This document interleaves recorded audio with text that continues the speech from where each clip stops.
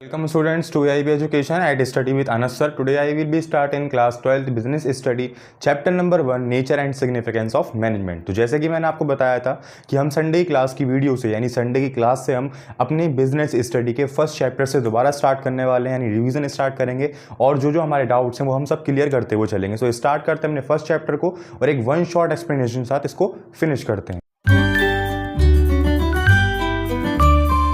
Start करते हैं chapter की एक्सप्लेनेशन को। तो फर्स्ट ऑफ ऑल हमें टॉपिक देखने को मिलता है कॉन्सेप्ट ऑफ मैनेजमेंट। देखिए कॉन्सेप्ट ऑफ मैनेजमेंट का मतलब हम ऐसे समझ सकते हैं कि अगर हम आज के समय में देखें तो ह्यूमन रिसोर्सेज यानी ह्यूमन की नीड्स इतनी ज़्यादा बढ़ गई हैं कि उसको फुलफिल करने के लिए कोई एक पर्सन नहीं कर सकता। जैसे फॉर एग्जांपल कोई एक पर्सन है जो कि किसी कंपनी को रन कर रहा है, तो वो उसका इतनी कैपेबिलिटी नहीं है कि वो सभी रिसोर्सेज को, सारी नीड्स को फुलफिल कर सके। तो इसके लिए हमें ज़रूरत होती है ग्रुप्स की।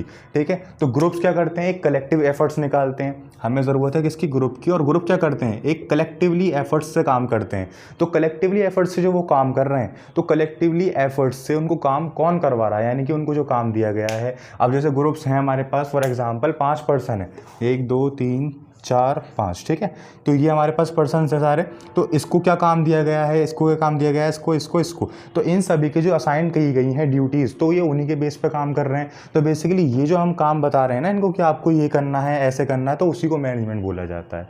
यानी जो मैनेजमेंट परफॉर्म की जाती है वो एक ग्रुप एक्टिविटी के लिए परफॉर्म की जाती है, एक ग्रुप परफॉर्मेंस के लिए परफॉर्म की जाती है। वरना एक अकेला पर्सन तो कुछ भी कर लेगा, है ना, उसकी मर्जी जो भी। तो इसीलिए ग्रुप एफर्ट्स के लिए यूज़ किया जाता है हमें मैनेजमेंट के शब्द का। यहाँ तक आया समझ में आपके कॉन्सेप्ट ऑफ मैनेजमेंट, काफ़ी शॉर्ट एक्सप्लेनेशन में फिनिश हो गया हमारा। सेकंड आता है हमारे पास मीनिंग ऑफ मैनेजमेंट। देखिए मीनिंग ऑफ मैनेजमेंट हम कॉन्सेप्ट ऑफ मैनेजमेंट से ही बना सकते हैं कि मैनेजमेंट एक ऐसा प्रोसेस है जो कि बिजनेस एनवायरनमेंट को चलाने में हेल्प करता है कि उसको क्या करना है आने वाले वक्त के अंदर। ठीक है, इसकी बुक के अंदर भी कई सारे राइटर्स की डेफिनेशन दे रखी है, बट अगर आप खुद भी बनाना चाहते हो तो खुद बन सकती है अगर हमने कॉन्सेप्ट पढ़ा होगा तो। राइट, अब देखिए थर्ड आता है हमारे पास प्रोसेस, इफेक्टिवनेस एंड इफिशियंसी। देखिए सबसे पहले हम मतलब समझते हैं किसका, प्रोसेस का। देखिए प्रोसेस का मतलब होता है कि जो हम काम कर रहे हैं अपनी मैनेजमेंट का, मैनेजमेंट की जनरली कितने 4 फीचर्स होते हैं। फर्स्ट ऑफ ऑल आता है हमारे पास, आती है हमारे पास planning, organising, staffing, directing and fifth is controlling. यानी कि प्लानिंग के ना ये 4 फीचर हैं, ऑर्गेनाइजिंग के मैनेजमेंट के। तो मैनेजमेंट इन चारों के बेस पे काम करती है। सबसे पहले हमें बनानी होती है प्लानिंग कि हमें करना क्या है। प्लानिंग कराने के बाद हम क्या करते हैं, उसको ऑर्गेनाइज कर देते हैं कि अब ये काम हमें इम्प्लीकेट करना है, अपने एक्शंस को फॉलो करना है। देन थर्ड आता है स्टाफिंग, यानी कि जो मैंने ऑर्गेनाइजिंग करी, यानी फॉर एग्जाम्पल मेरा प्लानिंग था किसी स्कूल के एनुअल फंक्शन को बनाने का। तो एनुअल फंक्शन को बनाने के लिए मैंने क्या करा, सभी चीज़ें बता दी कि इस जगह पर इतने पर्सन की रिक्वायरमेंट है, इस जगह पर इतने पर्सन की रिक्वायरमेंट है, ये जगह यहाँ पर करनी चाहिए। तो बेसिकली यहाँ पे मैंने ऑर्गेनाइजिंग कर दी। थर्ड आता है स्टाफिंग, यानी जो मैंने बताई है कि इस जगह पे इतने पर्सन्स की रिक्वायरमेंट है, तो उनकी जगहों को फिल करना, यानी कि उनकी ड्यूटीज असाइन कर देना। तो बेसिकली स्टाफिंग के अंदर वो आ गया। डायरेक्टिंग का मतलब है कि जो हमने स्टाफिंग कर दी, अब हमारा यहाँ तक का प्रोसेस तो खत्म हो गया। अब फॉर एग्जाम्पल काम के बीच में किसी को परेशानी आ गई, कोई डायरेक्टिंग हो गई या फिर किसी की तबीयत खराब हो गई तो जाना पड़ गया, तो उसकी जगह पर किसी और को भेजना, या फिर उसकी कैपेबिलिटी के हिसाब से हमने काम दिया ही नहीं उसे, तो कई सारी चीज़ें हो सकती हैं। तो उसके बीच में काम के कोई परेशानी आना वो डायरेक्टिंग संभाल लेता है। फिर लास्ट वन आता है हमारे पास कंट्रोलिंग, जो कि डायरेक्टली कनेक्ट रहता है प्लान से, कि प्लानिंग के ऊपर अच्छी तरीके से इम्प्लीकेट हो रहा है या नहीं हो रहा है, या प्लानिंग के ऊपर हम काम कर रहे हैं नहीं कर रहे। तो ये सारा काम जो आता है वो हमारा प्रोसेस के अंदर आता है। आई होप आपको क्लियर हुआ होगा। अब सेकंड आता है हमारे पास इफेक्टिवनेस।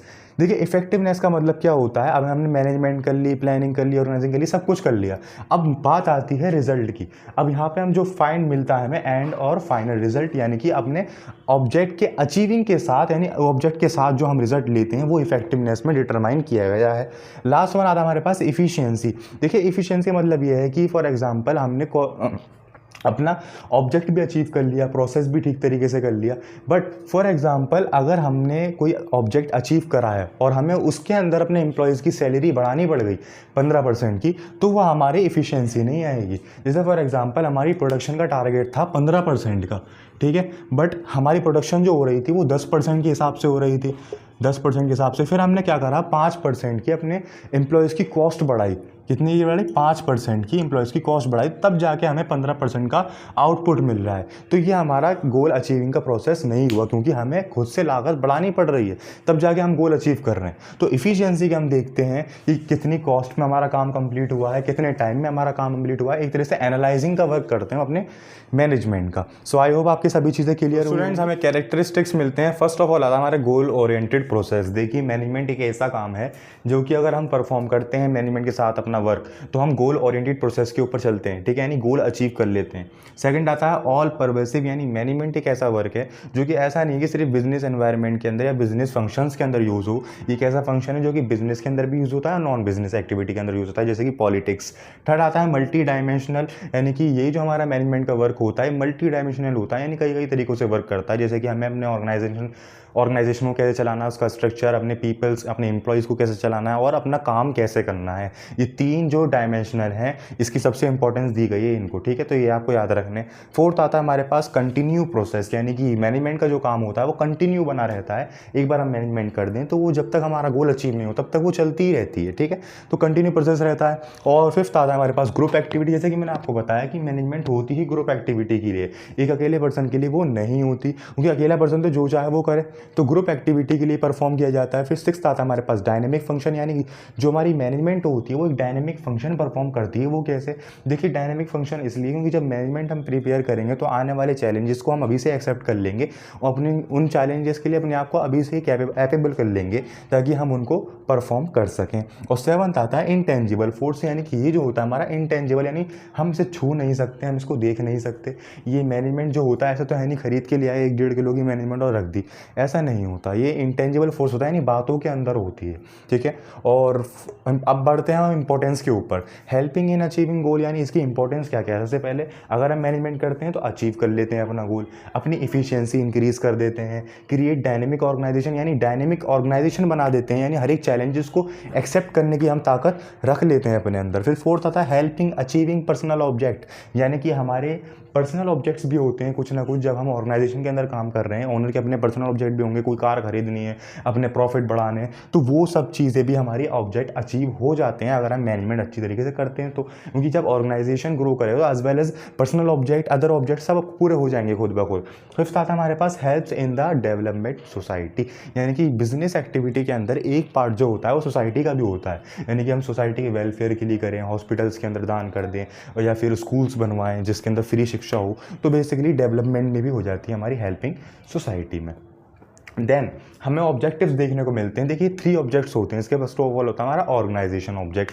ऑर्गेनाइजेशन ऑब्जेक्ट का मतलब होता है यानी कि जो हमारे स्टेक होल्डर हैं, शेयर होल्डर हैं, प्रेफरेंस होल्डर हैं और डिविडेंड और डिवेंचर्स हैं, तो उन सभी के लिए काम करना, उन सभी के लिए जो उनके डिविडेंड देने हैं, उनको पैसे देने हैं, वो सब तैयार रखना।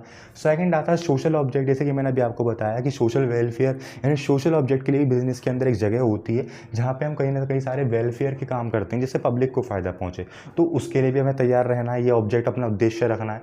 थर्ड आता है हमारे पास पर्सनल और इंडिविजुअल ऑब्जेक्ट। देखिए पर्सनल, जैसे कि मैंने आपको बताया कि अपने पर्सनल ऑब्जेक्ट्स भी होते हैं, जैसे कि प्रॉफिट अर्न करना, कि कोई कंपनी बढ़ाना, एक से ज़्यादा कंपनी खोलना, एक से ज़्यादा चीज़ों को करना, तो बेसिकली पर्सनल ऑब्जेक्ट, ये 3 ऑब्जेक्ट होते हैं, 3 उद्देश्य होते हैं हमारे बिजनेस को परफॉर्म करने के और अपनी मैनेजमेंट के।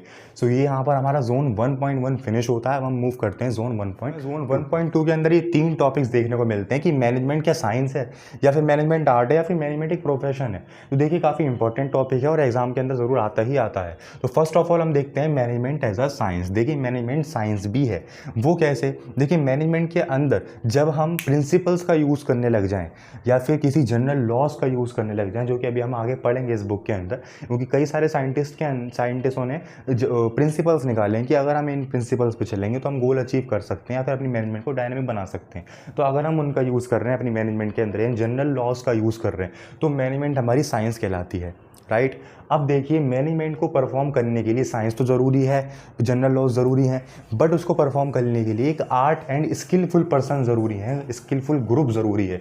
तो जब हम किसी स्किलफुल पर्सन को ढूंढते हैं, उससे मैनेजमेंट करवाते हैं, तो उसको आर्ट में कंसीडर किया गया है। तो देखा जाए अब नेक्स्ट क्वेश्चन हमारा बनता है कि मैनेजमेंट साइंस भी है और आर्ट भी है क्या?